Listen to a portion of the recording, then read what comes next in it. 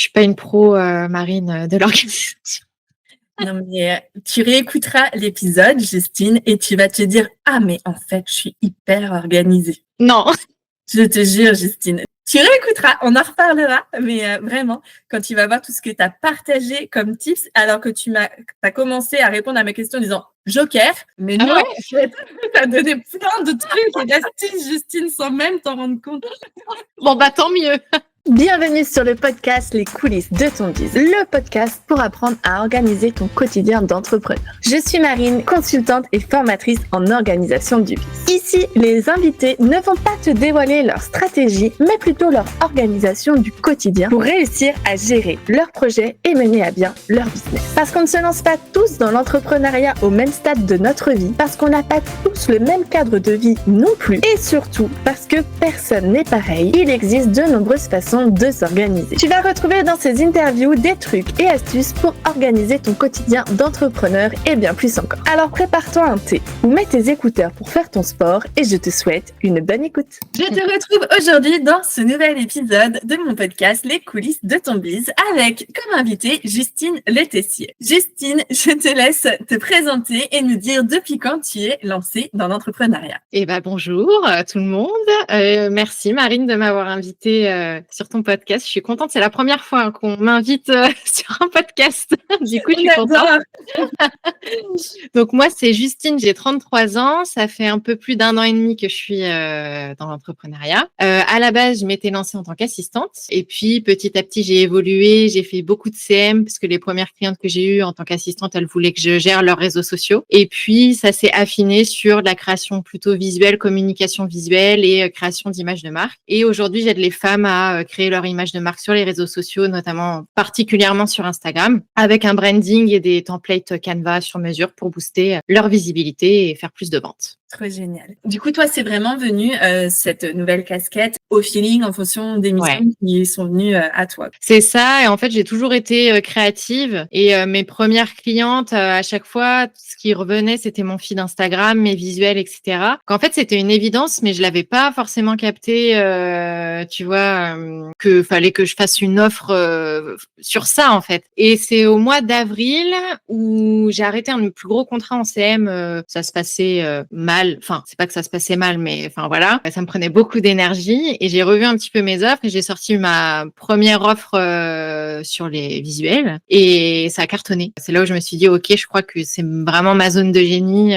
Et depuis avril que j'ai lancé cette offre-là, je me suis vraiment positionnée là-dessus et mon business a vraiment commencé à se développer à partir de là, en fait, quoi. Trop génial. Voilà. On va aller creuser tout ça. Je commence toujours, Justine, mes interviews par un ceci ou cela. J'allais dire par un thé ou café, n'importe quoi. Par un ceci ou cela. Un café. Tu me dis si t'es prête, on y va. Allez, go. Du coup, thé ou café? Café. PC ou Mac? PC. Travail du matin ou travail du soir? Matin. Tu es plus solo ou cowork? Solo. Tu travailles de chez toi ou tu travailles ailleurs? Chez moi. En général, tu tutoies ou tu vouvoies tes clients? Je tutoie. Tu es plutôt livre ou série? Série. Podcast ou YouTube? Ah, les deux. Alors, je suis consommatrice de YouTube. Format vidéo, c'est vraiment un format que j'adore. Et podcast pour m'endormir. Mais j'ai YouTube podcast, en fait. Donc, c'est pour ça. T'écoutes des podcasts pour t'endormir? Ouais. Ah ouais? Des podcasts, du coup, qui relaxent ou qui t'endorment parce qu'ils sont ennuyeux? Non, ça dépend ce que je vais trouver, mais soit je suis fatiguée et j'écoute rien et boum, je m'endors, soit je sens que j'ai du mal à trouver le sommeil et je vais me mettre un petit épisode et ça m'endort. Ça m'évite de trop penser. Ça me focus en fait sur ce que la personne est en train de dire et ça m'endort. Ouais, génial. Ouais. Tu es plus Insta ou LinkedIn? Insta. Insta. Et enfin, ma dernière, tu es team organisé ou freestyle? Organisé quand même. Ah. Je suis pas une pro de l'orga, je pense qu'on va en parler dans ce podcast, mais non, pas freestyle. Ça m'angoisserait trop. Non, organisé. C'est ton dernier mot? Ouais. Justine, est-ce que tu peux nous dire quel type de société tu as? Et si tu veux l'échanger, ton chiffre d'affaires? Oui. Alors, je suis en micro-entreprise, du coup, donc depuis un peu plus d'1 an et demi. Et justement, vu que tu m'avais envoyé les questions avant, je savais pas du tout où j'en étais. Et je pense que là, d'ici la fin de l'année, je devrais être un peu plus de 30 000. Oh, bien. Du coup, tu n'es pas encore au seuil fatidique de la TVA. Non, pas encore. Ça m'angoisse, d'ailleurs, ça.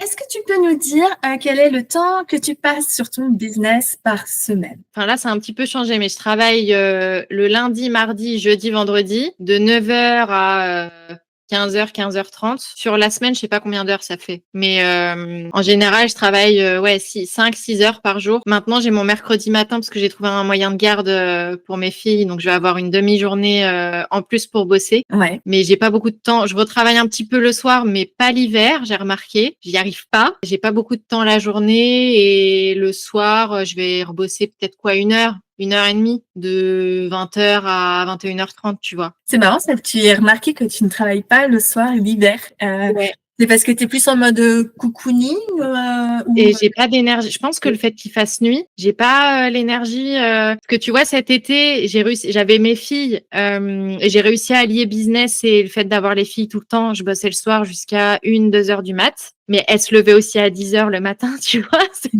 pas le même rythme. Et là, pendant les vacances de la Toussaint, je me suis dit, tranquille, 2 semaines, ça va le faire. Je vais faire comme cet été, ça va rouler. Et en fait, au bout d'une semaine, j'étais en burn-out, quoi. Et j'arrivais pas à travailler le soir. En plus, vu que c'est un métier qui est hyper créatif, si le soir je suis fatiguée, c'est pas de l'opérationnel où tu vois, tu peux, t'as par exemple des mails à traiter et t'es vraiment, entre guillemets, sans réfléchir, tu traites tes mails. Faut vraiment avoir l'imagination, etc., l'inspiration.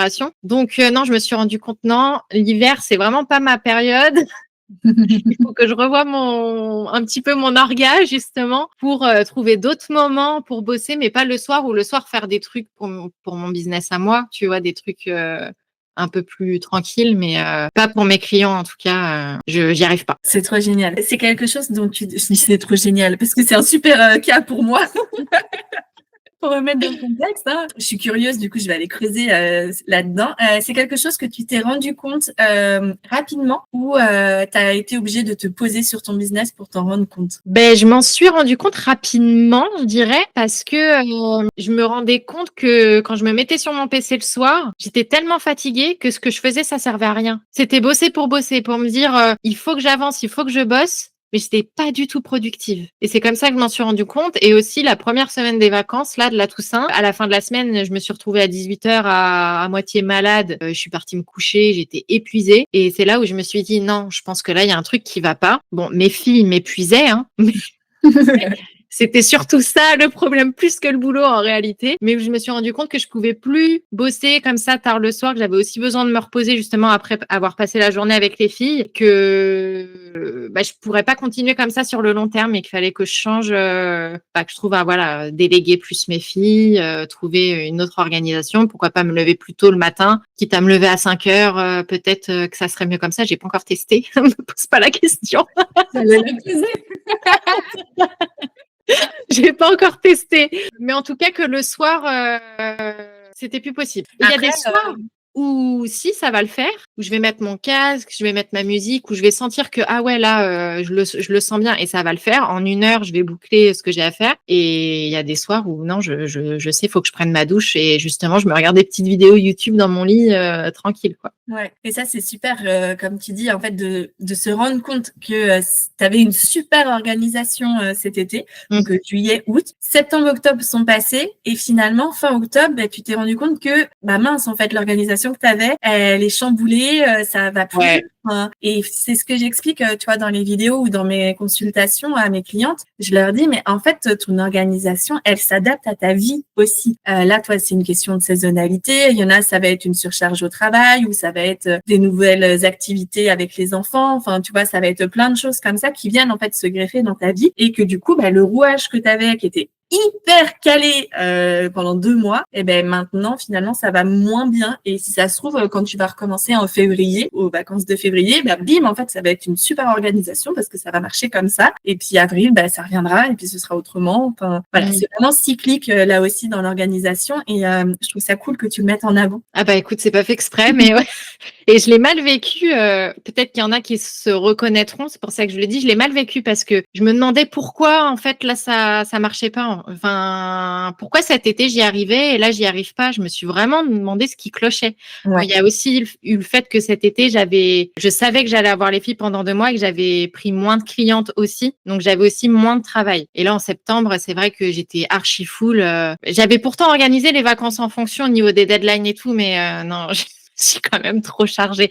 Il y a eu aussi ça. Je me suis trop chargée et je me suis surestimée, je pense, au niveau de mon énergie qui est beaucoup plus basse l'hiver. Et je me suis rendu compte, ouais, voilà, que je pouvais pas avoir le même rythme l'été que l'hiver, quoi. Après, oui, c'est des choses à prendre en considération. Comme tu dis, il y a des moments dans l'année où tu vas être un peu plus down que d'autres. Il faut vraiment, vraiment le prendre en considération. Moi aussi, j'ai remarqué, tu vois, que octobre, j'étais souvent avec moins d'énergie parce que moi, je fais beaucoup de bilans et j'analyse mes bilans d'une année sur l'autre mensuellement. Je regarde par curiosité, tu vois, où j'en étais l'année d'avant. Et là, fin octobre, je me suis rendu compte qu'en fait, les 2021, 2022, 2023, 2024, eh ben octobre, je suis vraiment en phase comme ça, mais du coup à chaque fois je me remets en question, comme tu dis, et après c'est pour mieux rebondir par la suite, quoi, parce que je remets des choses en action, je mets des choses en place et ça repart de plus belle, quoi. Donc octobre 2025, je vais mieux l'anticiper. Ça se trouve je vais partir 3 semaines, vous n'allez pas me voir pendant tout le mois d'octobre. On va voir des stories de Marine à la plage. Je sais pas, il faut que je vois ça. Je négocie avec mon mari que je lui annonce dès maintenant, tu vois, et puis Mais ouais, en fait, ça fait mal sur le coup. C'est pas que j'avais pris mon organisation pour acquis, mais un peu, quoi. Mais après, c'est vrai que ça permet de reposer les bases. Enfin, de reposer les bases. Je sais pas si ça se dit. Mais de revoir les bases et de remettre de nouvelles choses en place. Moi, par exemple, je me suis dit, bon, ok, là, Justine, tu as des objectifs business, tu es fatiguée, tu peux pas tout gérer. Bon, premier truc que je me suis dit, c'est, ok, il faut que je trouve un relais par rapport à mes filles, tu vois. Et j'ai trouvé, du coup, un moyen de garde pour le mercredi matin. Pour les vacances, j'ai déjà anticipé les papiers, sollicité les papiers et les mamies. Ça n'a pas été facile parce que j'ai eu mal à me séparer de mes enfants. Mais je me suis dit, bon, ok, là, faut que tu prennes les choses en main. Tu peux pas rester comme ça. Et je me sens mieux là d'avoir fait ça déjà. Donc ça a été une période difficile, mais qui, je suis sûre, portera ses fruits sur les mois à venir, quoi. Ouais, non, c'est certain. Comme tu dis, il y a des fois, on est, entre guillemets, obligé de faire certains choix. Ouais. Et quand tu délègues, que ce soit une partie de ton business ou tes enfants, parce qu'en fait, quand tu les mets chez tes parents, tu les délègues à la journée, en fait. Faut être honnête. Et des fois, ouais, tu te dis, en fait, ils n'ont pas été là pendant 2 jours, mais en 2 jours, j'ai fait tout ça et maintenant, je suis sereine parce que tout ça, c'est fait et je vais avoir du temps à consacrer à tes filles, là, par exemple, où tu es vraiment 100% avec elles plutôt que tu es là en train de faire un puzzle et en train de te dire, oh là là, si ça se trouve, je serais mieux à travailler, il faudrait que je pense à ça et ça. En fait, ça t'ajoute de la charge mentale. Tu peux carrément te libérer, en fait, quand tu sais que pendant 2 jours, tu les as pas, que tu vas être focus sur ton business, que tu vas avancer à fond et qu'après, tu es libéré pendant 1 ou 2 journées, puis hop, tu les rebalances à droite, à gauche. Et puis... Mais ouais, c'est ça. En fait, on passe pas du temps de qualité finalement quand on veut bosser et être avec eux. Non, c'est vrai que c'est des choses à mettre en place. Comme tu dis, moi, je suis aussi de la team qui garde ses enfants au maximum. Moi, pour donner mon exemple, je travaille du coup à 5 heures, comme on disait tout à l'heure. Donc moi, je peux travailler de 5 à 9 et vers 9 heures, 9-10 heures, ils se lèvent. C'est le jackpot pour moi quand ils font une grasse mat jusqu'à 11 heures parce que là, du coup, j'ai quasiment toute ma journée de fête. Et après, souvent en début d'après-midi, tu vois, je retravaille 1 à 2 heures, mais c'est en accord avec eux, ils le savent, tu vois. Puis moi, ils sont plus grands aussi maintenant, puis ils sont habitués. Mon fils, il avait 9 mois quand j'ai commencé à télétravailler. Il m'a toujours connu en fait travailler à la maison, donc moi je le revois avec ses cubes à côté de moi. J'étais en rendez-vous avec un client, enfin tu vois, C'est des choses qu'on a vécues, tu vois, et qui font que maintenant, on a des trucs et des astuces. C'est pas venu comme ça en claquant des doigts en mars 2020, là, pendant le Covid, tu vois, où je me suis dit, oh, allez, hop, je vais faire comme ça, de 5 à 9, et puis après, je vais être bien jusqu'à midi, et puis de 13 à 15, je recommence. Non, enfin, j'ai testé, j'ai retesté, ils ont grandi, j'ai évolué, mon business a évolué, etc. C'est des choses qu'on met en action et qui font que ça marche. Ça marche. À un moment donné, tu vas trouver ton, ton équilibre. Parce que toi, tu bosses pas du tout le soir. T'es pas team soir non plus? Non, moi, c'est très rare que je bosse le soir. Pour mes clients, c'est rare. Souvent, quand je vais être sur mon PC le soir, c'est pour faire de la veille, pour avancer sur mon business. Tu vois, là que je vais avoir la refonte de ma formation, je sais que c'est quelque chose que je vais caler le soir. Pour toute la partie en amont, parce que c'est là où je suis dans un bon flow, tu vois, pour le faire. Et je sais pas, c'est un horaire qui est propice pour moi pour faire ça. Alors que, tu vois, genre faire mes bilans, mes trucs comme ça, je les fais jamais le soir, je vais les faire le matin. Ouais, d'accord. Parce que le soir, je sais pas, je suis pas dans l'énergie pour le faire le soir. Et voilà, il y a des choses comme ça que moi je sais qui me correspondent. Si j'ai de la technique à faire, ça va être le matin. Si j'ai des devis et tout, l'après-midi. Enfin, tu vois, de la prospection, c'est l'après-midi. Ça va être les interviews que je fais, je les cale toujours l'après-midi parce que le matin, je suis pas dans cette dynamique-là. D'accord, ouais. C'est pour ça. J'ai besoin, tu vois, de me chauffer le matin et puis après de donner à fond dans les interviews.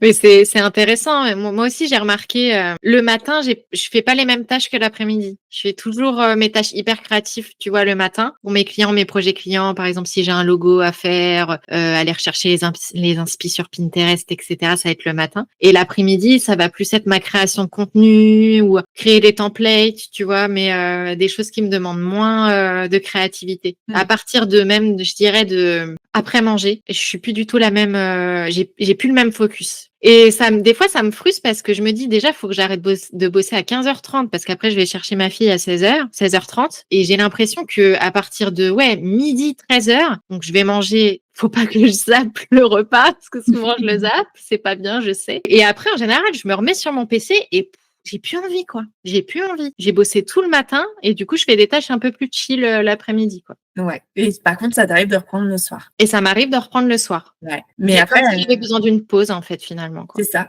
Et il y en a beaucoup, finalement, qui sont comme ça. C'est vrai que on est souvent à se dire, il faut qu'on travaille, tu vois, jusqu'à 16h. Mais en fait, non, ton énergie, elle n'est pas là et il faut pas chercher, en fait. Si tu as la possibilité de pouvoir adapter tes horaires comme tu le veux, comme tu le peux aussi, et autant en profiter, en fait, et ne pas se forcer. Parce que généralement, quand tu te forces à faire quelque chose, ça finit mal. Ouais. Soit tu n'y arrives pas, soit tu le fais mal. C'est contre-productif, ouais. D'ailleurs, tu nous as dit que tu déléguais parfois tes enfants. Est-ce qu'il y a des choses dans ton business que tu délègues? Eh ben, écoute, j'ai délégué pour la première fois, il y a pas longtemps, toute l'automatisation de mon quiz, de mon freebie. C'est un quiz, en fait, de personnalité qui, à la fin, t'envoie à ton archétype de marque avec une fiche. Comment le retranscrire dans ton identité visuelle avec des exemples, avec un exemple de palette de couleurs, etc. Et en fait, j'ai créé le quiz, j'ai créé les fiches d'archétypes. Et après, quand il a fallu l'automatiser, j'ai demandé à ChatGPT et ChatGPT m'a dit comment faire. Mais non, là, je me suis dit, OK, je pense que là, faut déléguer à des experts. Et j'ai délégué, je l'ai délégué une première fois cet été à quelqu'un. Et en fait, c'est pas que j'ai été déçue de la prestation, mais le logiciel où il m'avait mis le quiz était payant. En fait, je payais 25 € par mois. Pour un freebie, ça fait quand même un peu suer. Et en plus, les mails, ils tombaient pas dans un logiciel de mailing. Je trouve pas le mot là, pour envoyer des campagnes. Donc du coup, j'ai refait appel à quelqu'un. C'est tout récent, c'était le mois dernier, qui me l'a refait. Donc là, elle m'a fait la refonte complète de mon quiz sur un truc gratuit et tout, et ça s'est super bien passé. J'étais trop contente. Et en fait, en plus, elle m'a fait ça pendant les vacances où j'étais sous l'eau, et c'était génial, quoi, parce que du coup, je me disais, en fait, là, pendant que je m'occupe de mes enfants, il y a quelqu'un qui est en train s'occuper de mon quiz et de tout me faire. Et c'est là où j'ai pris conscience parce que je suis quelqu'un, j'aime bien avoir le contrôle quand même, tu vois. J'aime bien faire moi-même. Je fais plutôt partie de la team. Je vais m'acheter une formation pour apprendre et je vais le faire moi. Mais en fait, j'ai vraiment connu là pour la première fois la sensation de déléguer et d'avoir l'impression que mon business il continue de tourner. Il y a quelqu'un qui fait pour moi pendant que moi je m'occupe de mes enfants, que je travaille pas. Et franchement, la vie quoi. Ouais, c'est le kiff total. Franchement, la vie, gain de temps, d'argent aussi, hein, forcément, parce qu'en plus, j'avais pas du tout le temps de m'en occuper. Et là, je sais que je vais lui déléguer d'autres choses. Enfin, je suis à fond délégation, quoi. Ouais, ça y est, t'as switché ton mindset là-dessus, quoi. Ouais. Et c'est vrai ce que tu dis, souvent on a plus le réflexe d'acheter la formation. Donc déjà, tu payes ta formation. Et après, en fait, tu passes du temps à te former et tu passes du temps à tester. Après, ça marche rarement du premier coup. Donc, Les automatisations, ouais, c'est clair. Voilà, tu retournes chercher dans la formation, etc. Donc, c'est vrai que tu perds beaucoup de temps dessus. Alors que, comme tu dis, là, finalement, toi, tu as gagné du temps, tu as gagné de l'énergie aussi. Et tu faisais autre chose pendant le temps que elle travaillait dessus. Elle ou il, d'ailleurs, je ne sais même pas. Elle. Voilà, pendant qu'elle travaillait dessus. Et du coup, c'est vrai que c'est quelque chose qu'on oublie parfois dans le fait de déléguer. Alors oui, effectivement, quand tu délègues, tu payes. Mais souvent, c'est pour un bénéfice derrière. Ouais. C'est ça, et puis il faut changer son état d'esprit et pas le voir comme une dépense. Moi, c'est vrai que j'ai jamais eu cet état d'esprit-là par rapport à la délégation, mais c'est plus que j'ai du mal à déléguer mon business. Voilà quoi. Mais c'est vrai que là, moi, je l'ai plus vu comme un investissement parce que le freebie derrière, une fois qu'il est mis en place, en plus, c'est forcément après faire un tunnel de vente, etc. Donc, j'ai pas délégué pour une tâche juste comme ça. En plus, c'est derrière. Je sais qu'il va y avoir, ça va engendrer d'autres choses. Donc voilà. Et le but aussi, c'était de pouvoir trouver quelqu'un avec qui ça matche bien pour pouvoir lui déléguer d'autres choses derrière. Et là, c'était le cas. Donc, je suis contente. Je crois que j'ai trouvé ma petite pépite. Génial. Et juste par curiosité, pour les gens qui cherchent à déléguer, comment tu as fait justement pour la trouver? Et sur Insta, comment? Je crois que c'est une business friend à moi qui m'avait envoyé son compte parce que justement je cherchais pour mon quiz et elle m'avait dit oui tiens regarde je suis tombée sur le compte d'un tel elle est spécialisée dans les freebies automatisation et tout donc je m'étais abonnée et en fait on avait un petit peu discuté et quand après elle m'avait dit qu'elle faisait justement des quiz et tout j'avais déjà trouvé moi la personne de cet été. Okay. Mais c'est sur Instagram. Les réseaux, il n'y a que ça qui marche. On va rentrer dans le dur de l'organisation, chère Justine. Attention, j'ai peur. Ça va bien se passer, t'inquiète. Tu nous as dit tout à l'heure que tu travailles lundi, mardi, maintenant le mercredi matin, jeudi, vendredi. Mais est-ce que à l'intérieur de ces jours, tu as une semaine type? C'est-à-dire? Alors, est-ce que le lundi est consacré à telle partie de ton business, le mardi à telle partie, ou alors est-ce que c'est là il faut que je fasse ça, je vais faire un peu de ça lundi, un peu de ça mardi, un peu de ça. Comment tu gères? J'ai tout sur Notion. Sur mon Notion, j'ai un agenda, le planning, le calendrier, et à côté j'ai toute ma to-do avec tout le détail de toutes les tâches que j'ai à faire sur le mois. Et le dimanche soir, en général, je reprends mes tâches sur ma to-do et je les mets sur mon calendrier. Par exemple, je te dis une bêtise, faut que je fasse la stratégie de marque de un tel. Je le prends et je la glisse. Ok, je la ferai par exemple lundi matin. Je me mets pas je sais à peu près combien de temps ça me prend, mais je me mets pas d'horaire et je fais à la semaine en fait. J'ai ma to-do sur le mois, visuellement je l'ai, mais au niveau de mon organisation des tâches, je le fais par semaine. Ok, génial. Du coup, comment tu vas gérer le fond de ton business à l'intérieur de ça? J'entends par là ton administratif, ta communication, tes projets. Comment tu gères tout ça au milieu de tes missions? Ma communication, je suis vraiment pas un bon exemple. J'arrive à m'en sortir comme ça, mais je suis très mal organisée. Je fais tout à la dernière minute, que ce soit mes visuels, mes montages. En fait, je vais avoir une idée et d'un coup, je vais tout arrêter, je vais me mettre à faire un Reels, tu vois. Et j'ai déjà essayé de prendre de l'avance, de batcher mon contenu, mais en fait, ça me ressemble pas, tu vois. Enfin, je suis moins. Ça marche moins bien déjà et je suis moins créative en faisant comme ça. Donc au niveau de ma com, je suis pas un bon exemple. Mais après, c'est vrai que je pense que je suis pas la seule à être comme ça et pour moi, ça marche comme ça parce que j'arrive quand même à publier 3-4 fois par semaine et je me sens pas pour autant trop dans l'urgence de le faire, quoique des fois, je suis dans la voiture en train de publier mon Reels, tu vois.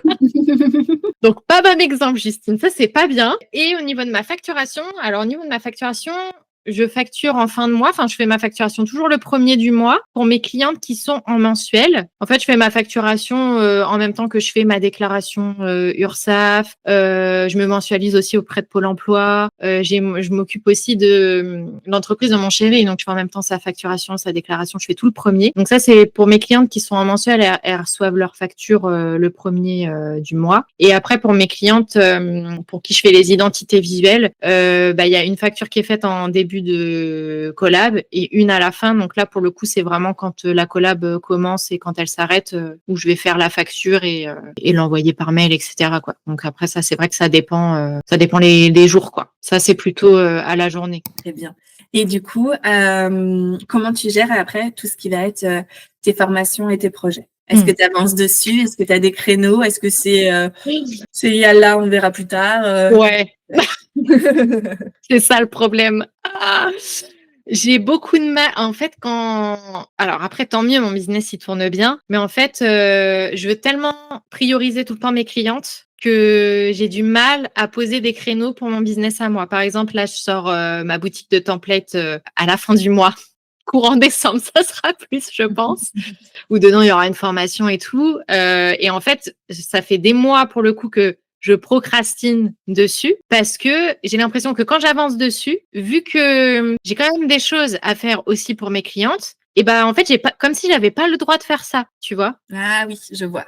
Ça me fait une culpabilité de me dire, mais non, Justine, là, tu as aussi ça à faire, par exemple, pour telle cliente. C'est ça la priorité, c'est pas ton business et tout. Donc là, depuis là, le retour des vacances de la Toussaint, j'essaye de me dire le matin, c'est pour mes clientes et l'après-midi, c'est pour mon business à moi, puisqu'en plus, l'après-midi, comme je te disais tout à l'heure, je suis moins productive. Mais c'est vrai que je me rends compte que je procrastine énormément, alors que ce projet, il me hype de fou, mais je procrastine beaucoup sur mon business, c'est un truc de fou, hein. Je vais avoir des élans d'un coup de motivation où pendant 1h30, je vais être ultra productive et des fois, je dois vraiment me booster pour me dire: «OK, Justine, là, tu as, je sais pas, 30 templates à créer», et je suis là, alors que j'adore ça au final. Mais vu que c'est pour moi, mon business à moi, je sais pas, je vois un peu ça comme pas une perte de temps, tu vois, mais j'ai du mal, quoi. Donc mes projets prennent du temps. Ce qui n'est pas étonnant. En fait, limite, tu culpabilises.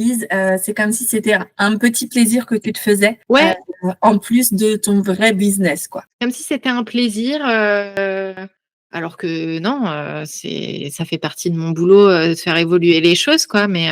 Et je pense que c'est vrai que quand on démarre, le temps de trouver les clients, et cetera, on a vachement de temps au final pour faire tout ça. Et dès qu'on commence à avoir beaucoup de clientes, on a moins de temps pour le faire. Et du coup, comme il faut le poser, ce temps, moi, je culpabilise de le poser. Ouais, je vois totalement. C'est quelque chose sur lequel j'accompagne beaucoup de mes clientes en consultation en flash orga, où elles me disent, en fait, j'ai pas de temps pour mon business ou j'ai pas de temps pour moi. Parce qu'il y a ça aussi, il y a les personnes, tu vois, qui font que leur business et leurs clients et au final se retrouvent je fais plus de sport, j'ai plus d'activité, etc. Et du coup c'est là-dessus qu'on travaille en fait, sur réorganiser, tu vois, ton temps, apprendre à accepter que ton biz ça fait partie aussi de ton boulot, qu'il faut que tu bosses dessus. Enfin voilà, on bosse vachement là-dessus et effectivement, comme c'est pas du tout un cas isolé ce que tu dis. Il y en a plein en fait pour qui ça tourne comme ça, donc le biz on verra ça plus tard. Moi la première, je me suis fait avoir quand j'étais à fond avec mes missions clients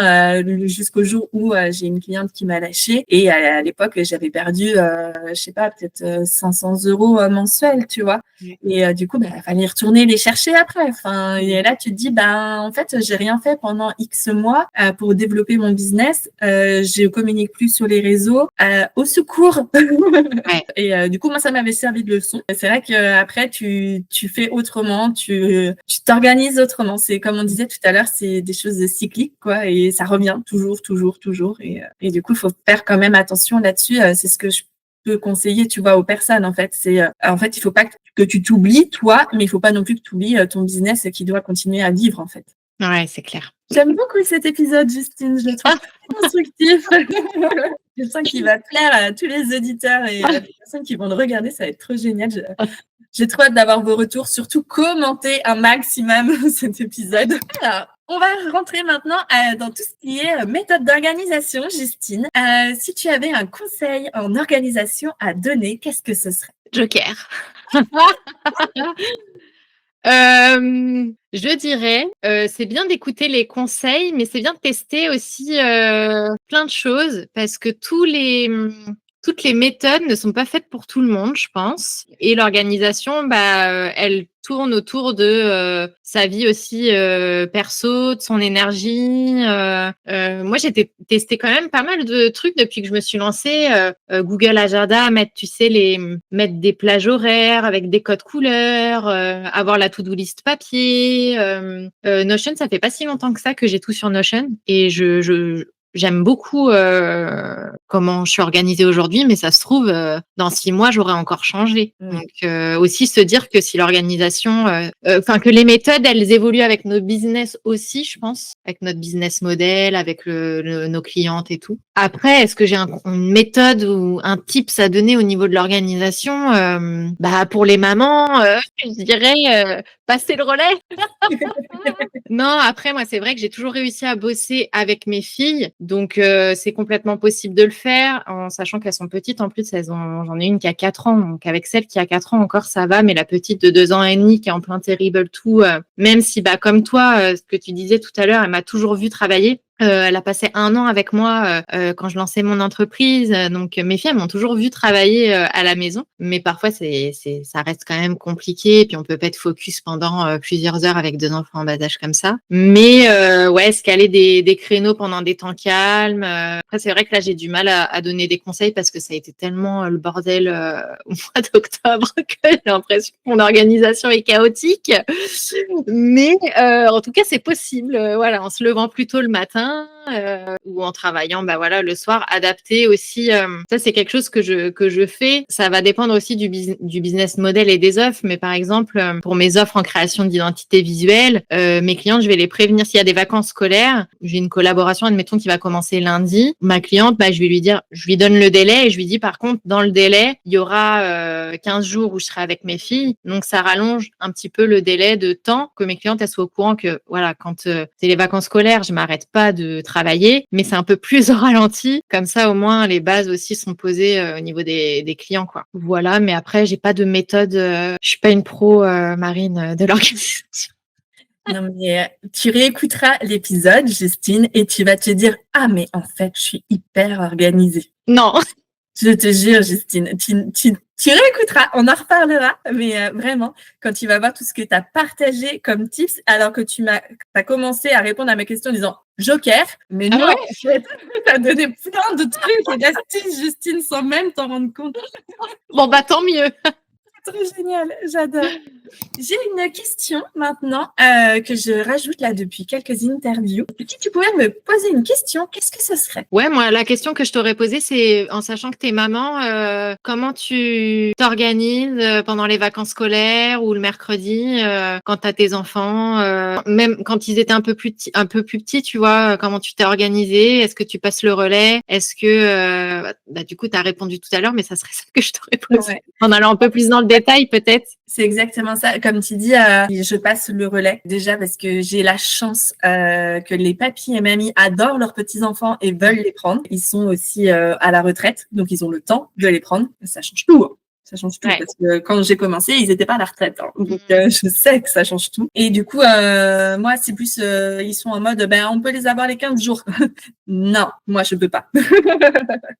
Moi, je peux pas. J'ai besoin d'avoir mes enfants à côté de moi. Mais du coup, voilà, ça m'arrive. En fait, je les mets 3 jours, tu vois, en garde. Et après, les 2 autres jours, pendant les vacances, j'entends, ou des fois la semaine complète, quand je les ai avec moi aussi. Comme je disais tout à l'heure, je vais travailler un peu plus le matin, un peu plus en début d'après-midi et parfois le soir si besoin. Après, ce que je fais, du coup, par contre, c'est les moments où je suis avec eux, c'est pour faire des activités. C'est pas des moments où je vais passer la serpillière, faire les toiles d'araignée, etc. Autant te dire que ne viens pas chez moi le vendredi soir de la 2e semaine des vacances scolaires. C'est chaotique. Parce que en fait, je veux vivre ce moment avec eux et donc tu vois, on va aller faire un après-midi promenade, on va aller faire des activités, on va aller voir des gens, on partage des vrais moments ensemble où on va faire des jeux de société, tu vois. Et après, je leur dis par contre de telle heure à telle heure, parce que maintenant ils ont un peu plus conscience aussi de l'heure, tu vois. Là, je suis sur mon travail, donc vous faites une activité en solo, vous jouez tous les deux, etc. Ma meilleure babysitter, c'est mon trampoline, il faut l'avouer. La pièce extérieure la plus utilisée chez moi, voilà, je ne sais pas l'expliquer, mais vraiment cet objet nous sauve la vie. Et tu fais comment l'hiver? Eh bien, ils y vont avec les chaussures et le manteau. Ah ouais. Ouais. Ouais, tu vois, là, on enregistre l'interview, on est mi-novembre, mon trampoline a encore servi dimanche, où les enfants ont passé l'après-midi dans le trampoline. Ils se font des activités et tout dedans. Enfin, nous, c'est le truc qui sauve. La balançoire, la cabane, ils en ont rien à secouer.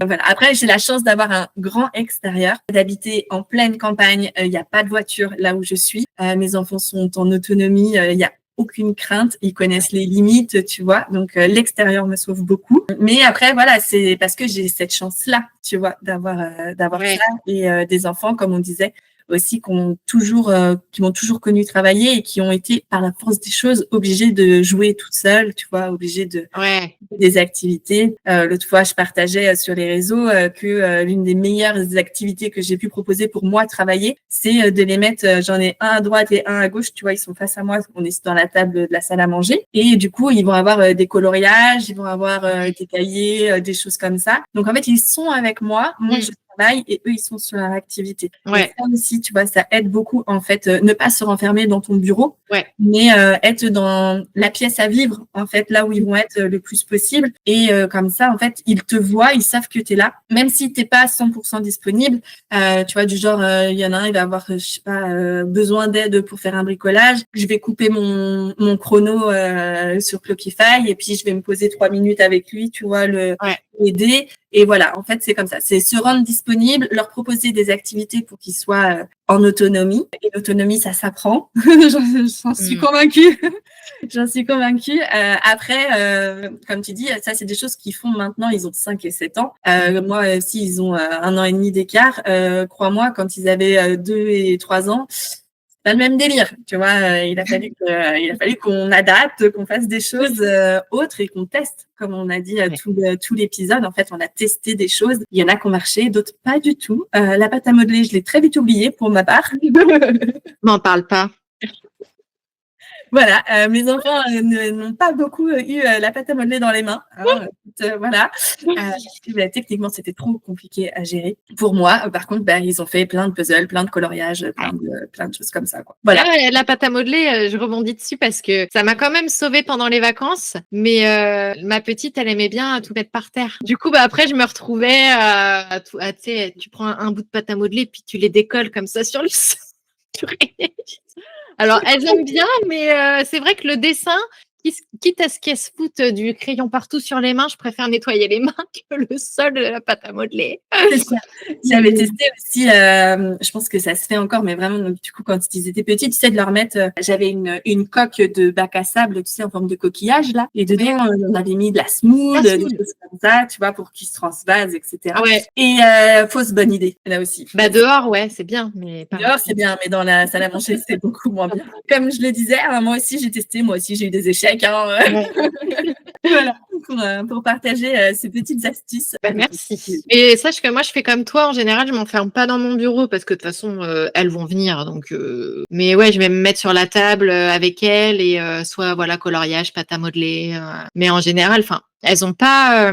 Ma grande, ça va, mais c'est vrai que la petite, à 2 ans et demi, elle va jouer pendant 20 minutes. Tu me diras, c'est déjà bien, 20-30 minutes. Mais ça dure jamais très longtemps. Et vu que moi, ça va avoir tendance à m'agacer de devoir m'arrêter, tu vois, de me dire, je suis à fond dans le truc. Et là, tac, faut que je m'arrête parce que elles sont en train de faire une crise ou elles sont en train de se frapper, j'en sais rien, tu vois. C'est 2 filles en plus, donc voilà, elles se crêpent le chignon. Et en général, je me dis plutôt, je bosse pas, comme ça au moins il n'y a pas de frustration, que ce soit d'un côté ou d'un autre, et je laisse un peu tomber, quoi. Ça me met dans le jus, mais c'est comme ça en tout cas que les dernières vacances se sont passées. Je tentais, mais L'année prochaine, garde espoir. Je me dis, elles vont grandir, ça va le faire. Oui, tout à fait. Puis un jour, tu parleras avec nostalgie de ces moments. Rien que d'y repenser, je revois l'état de ma salle à manger avec ce bac de semoule. Ouais, nostalgie, je sais pas, mais Dis-moi, Justine, si tu avais un livre, un podcast ou une vidéo YouTube ou autre à conseiller à quelqu'un qui se lance dans l'entrepreneuriat, qu'est-ce que ce serait? The Bee Boost, la base. Après, j'écoute beaucoup le podcast de Mathilde Wood, c'est Strong Girl Boss. J'adore, elle parle beaucoup de relations à l'argent, de mindset, elle donne pas mal de tips aussi business sur la création de contenu. J'aime beaucoup son énergie. Elle est très, très girl boss, tu vois. Elle a aussi une chaîne YouTube, elle fait pas mal de vlogs et tout, j'aime bien. Et le podcast que j'adore aussi, mais je n'arrive pas à prononcer son nom, c'est Jessica Son podcast, c'est Pause Laté. Et elle est très très nature, Jessica. Et pareil, elle partage beaucoup d'expériences entrepreneuriales, de son expérience et beaucoup de conseils, que ce soit business, mindset ou même Instagram, création de contenu et tout. Ouais, franchement, des podcasts, j'en écoute plein. Hein. Je vais pas te faire toute la liste, mais si je devais t'en donner 3 pour quelqu'un qui se lance, ça serait ceux-là. Génial. Ben écoute, je les note. The Bee Boost revient régulièrement à cette base. Strong Girl Boss aussi, il m'a déjà été recommandé. Ouais. Par contre, Pause Laté, c'est comme ça que tu l'as dit. Laté, non, celui-là, il m'était jamais revenu. Je vais aller l'écouter parce que bien évidemment, je les écoute après. Je les écoute. Donc oui, je vais aller écouter et découvrir du coup cet univers. D'ailleurs, si il y avait quelqu'un que tu pouvais me recommander à interviewer pour découvrir les coulisses de son biz, qui est-ce que ce serait? Une maman. À qui je penserais en maman entrepreneur inspirante? J'adore Sarah de Club des Daronnes. Je connais pas du tout. Eh ben, t'iras voir. Elle a son compte Club des Daronnes et elle a son compte aussi, pas perso, mais son compte à elle, c'est Sarah quelque chose, je saurais pas trop dire. Mais elle, j'adore parce qu'elle a 2 enfants, ses filles, elles ont le même âge que moi et elle partage beaucoup les réussites de son business. Elle partage, tu vois, en story des fois son chiffre d'affaires, etc. Et elle est hyper inspirante. Et j'aime beaucoup aussi Sandra de F Collective. Je sais pas si tu la connais. Pas du tout. Ça doit peut-être te parler. Et pareil, maman de 2 enfants en bas âge. Elle partage aussi beaucoup comment elle a fait pour gérer son business. C'est un peu des business à succès, tu vois. Elles ont toutes les 2 des enfants en bas âge et ça peut être intéressant qu'elles partagent vraiment comment elles ont fait pour vraiment réussir à s'organiser avec leurs enfants, etc. Parce qu'elles ont quand même des business. Il n'y a pas de petit gros business, mais ça marche bien, quoi. Tu vois. Écoute, j'irai voir. Dis-nous, Justine, enfin, pour clore cet épisode, sur quel réseau on peut te retrouver? Instagram. Évidemment.